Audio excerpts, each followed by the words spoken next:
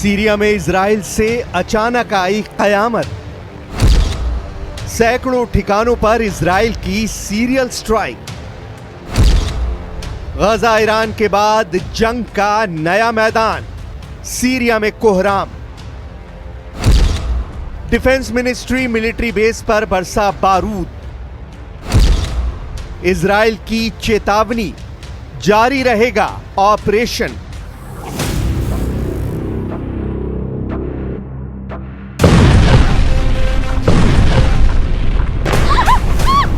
Israel ने पश्चिम Asia में तबाही और बर्बादी का नया दरवाजा खोल दिया है। यह दरवाजा है सीरिया का, जहां इजराइल की वायुसेना ने भीषण हमले किए हैं। 24 घंटे के भीतर चलाए गए इस सैन्य अभियान में इजराइल ने सीरिया के पावर सेंटर को टारगेट किया है। यानी उन ठिकानों पर हमला किया गया है जिन ठिकानों को सीरिया की राजनीति, रक्षा और दूसरे अहम मामलों का केंद्र माना जाता है।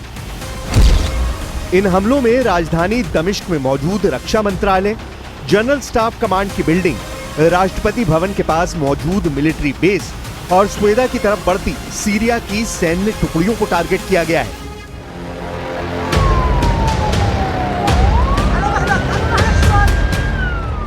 इजरायली डिफेंस फोर्स के दावे के मुताबिक सीरिया के 250 से ज्यादा ठिकानों को एयर स्ट्राइक में तबाह कर दिया गया।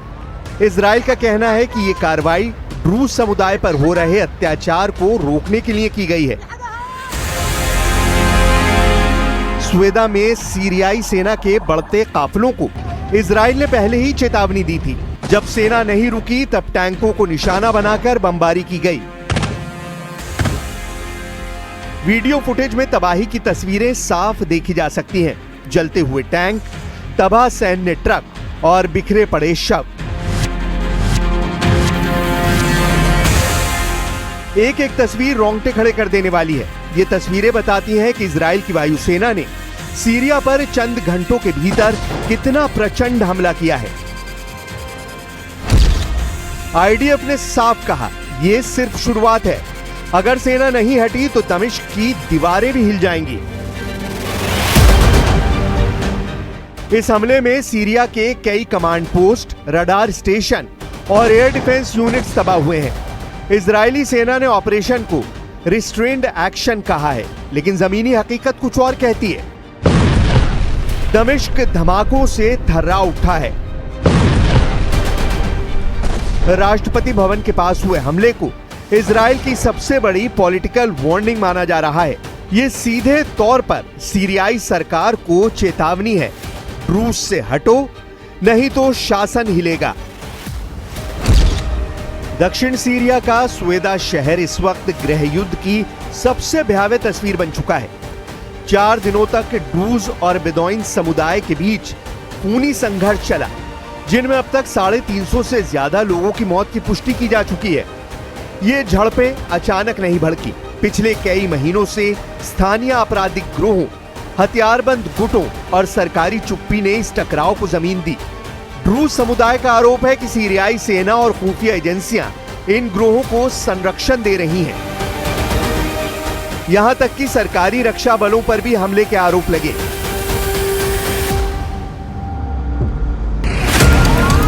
हालात तब और डरावने हो गए जब कई ग्रामीणों ने आत्मरक्षा के लिए हथियार उठा लिए।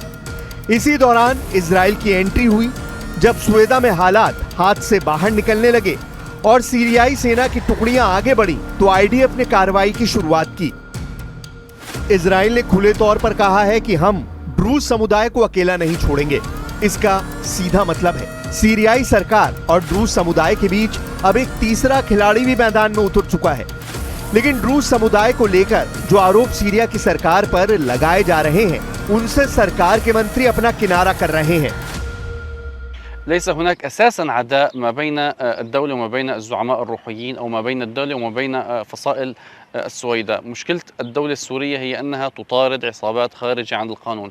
هذه العصابات الخارجة عن القانون هي أساسا تستعدي الشريحة الأكبر من أهالي السويداء الذين عانوا منها طوال أشهر وحتى مما قبل التحرير. اليوم المشكلة حقيقة هي ما بين الدولة وما بين قطاع طرق ومجرمون، وليست ما بين الدولة وما بين مكون من المكونات السورية. بالعكس، الدولة ترى المكون الدرزي الموجود في السويداء تراه شريكا من أجل تحقيق مشروع الوحدة الوطنية الذي تعمل عليه. सरकार ड्रूज समुदाय से अलग दावे कर रही है, जबकि ड्रूज समुदाय सीरियाई सरकार पर आरोप लगा रहा है। लेकिन इन दोनों बातों के बीच इजराइल ने अपने कदम सीरिया की तरफ बढ़ा दिए हैं और नतीजा अब दुनिया देख रही है। दावा किया जा रहा है कि इजराइल की तरफ से सीरिया पर हुए इन हमलों में भारी नुकसान हुआ है। यही नहीं, कई बड़े बड़े अधिकारियों के मारे जाने की भी खबर है, क्योंकि इजराइल की तरफ से हमला सीधे सीरिया के पावर सेंटर को टारगेट करके किया गया है। इजराइल के हमलों का सबसे बड़ा नुकसान सीरियाई सेना को हुआ है।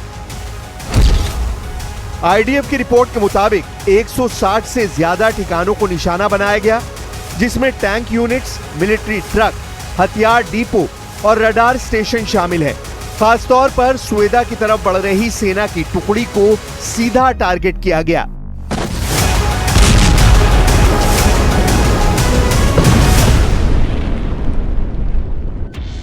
कई टैंक और ट्रांसपोर्ट वाहन जलकर राख हो गए। सबसे चौंकाने वाला हमला दमिश्क के दिल पर हुआ। वहां जहां सेंट्रल स्टाफ कमांड बिल्डिंग है, राष्ट्रपति भवन के पास मिलिट्री बेस और रक्षा मंत्रालयों को मिसाइल से उड़ाया गया। सीरियाई सेना के सूत्रों ने माना कि ये बीते 5 सालों में सबसे बड़ा नुकसान है। स्वास्थ्य मंत्रालय की रिपोर्ट में कहा गया कि सुएदा हॉस्पिटल से दर्जनों लाशें मिल रही हैं, जिसमें कई नागरिक और सैनिक शामिल हैं। ये वही इलाका है जहां ड्रूज और बेदोइन के बीच संघर्ष चल रहा था और सेना के पहुंचते ही हालात और भड़क गए। यही वजह है कि सीरिया के अंतरिम राष्ट्रपति अहमद अल शरा ने इजराइल पर अराजकता और विनाश जैसे शब्दों का इस्तेमाल कर गंभीर आरोप लगाया है। كما أخص في كلمتي هذه أهلنا من الدروز الذين هم جزء أصيل من نسيج هذا الوطن. إن سوريا لن تكون أبدا مكانا للتقسيم أو التفتيت أو زرع الفتن بين أبنائها. نؤكد لكم أن حماية حقوقكم وحريتكم هي من أولوياتنا، وأننا نرفض أي مسعى يهدف لجركم إلى طرف خارجي أو لإحداث انقسام داخل صفوفنا. إننا جميعا شركاء في هذه الأرض، ولن نسمح لأي فئة كانت أن تشوه هذه الصورة الجميلة التي تعبر عن سوريا وتنوعها.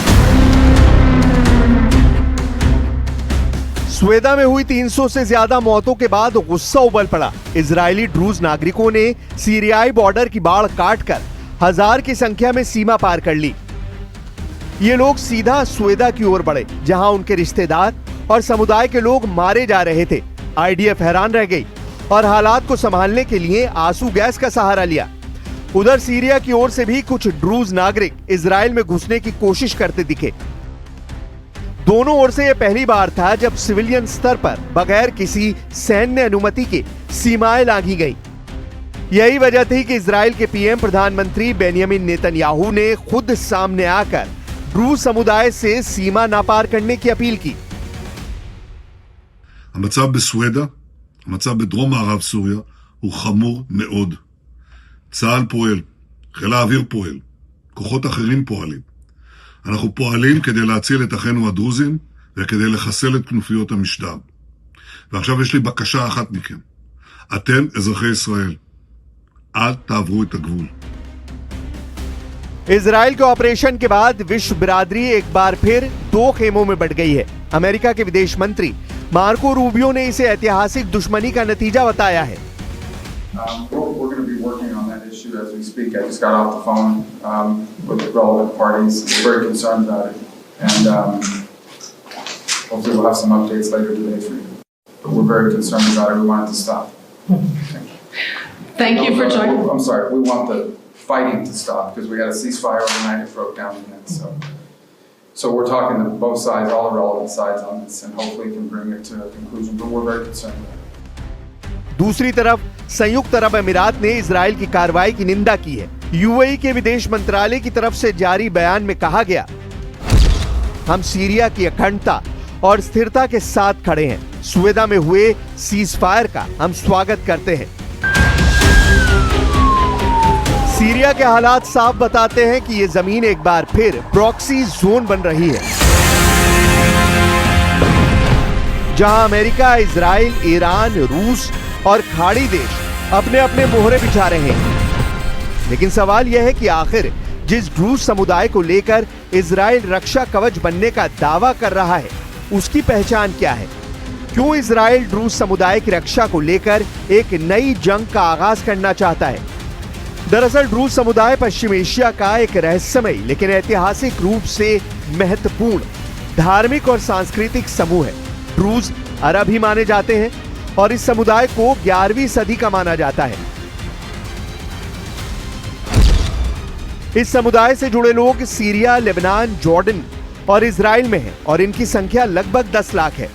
ड्रूज न पूरी तरह मुस्लिम है, न ईसाई और न ही यहूदी। इन्हें शिया संप्रदाय की शाखा माना जाता है। सीरिया में करीब 8 लाख ड्रूज रहते हैं और सबसे ज्यादा स्वेदा प्रांत में रहते हैं। वहीं इजराइल में लगभग 1.5 लाख ड्रूज समुदाय के लोग हैं जिन्होंने इजरायली नागरिकता ले रखी है और वो इजरायली सेना में काम करते हैं। दिलचस्प बात यह है कि ड्रूज अपनी धार्मिक प्रथाओं को दुनिया से छिपा कर रखते हैं। खास बात यह है कि इस समुदाय की धार्मिक प्रथाओं को जानने का हक भी सिर्फ इस समुदाय से जुड़े बड़े लोगों का होता है। गोलान हाइट्स में ड्रूज समुदाय के 20,000 से ज्यादा लोग रहते हैं। ये एक बेहद अहम रणनीतिक इलाका है। इस इलाके को इजराइल ने 1967 में सीरिया से छीन लिया था और तब 6 दिन तक जबरदस्त लड़ाई चली थी। इजराइल ने 1981 में इसे अपने इलाके में शामिल कर लिया था। गोलान हाइट्स में 25,000 यहूदी समुदाय के लोग भी रहते हैं। लेकिन समझना यह भी जरूरी है कि आखिर सीरियाई सरकार और ड्रूज कम्युनिटी के बीच छिड़े संग्राम का बैकग्राउंड क्या है। अतीत की कहानियां बताती हैं कि ड्रूज समुदाय में से कई लोग बशर अल असद के शासन के भी विरोधी थे और ये लोग अंतरिम राष्ट्रपति को लेकर भी बहुत भरोसेमंद नहीं है। ध्यान देने वाली बात यह है कि सीरिया में लंबे वक्त तक बशर अल असद का शासन रहा, लेकिन पिछले साल उनकी सरकार के जाने के बाद सीरिया के नए राष्ट्रपति अहमद अल शरा ने वादा किया था कि सीरिया में सभी धर्मों और नस्लों के लोगों को उनकी सरकार हिफाजत देगी।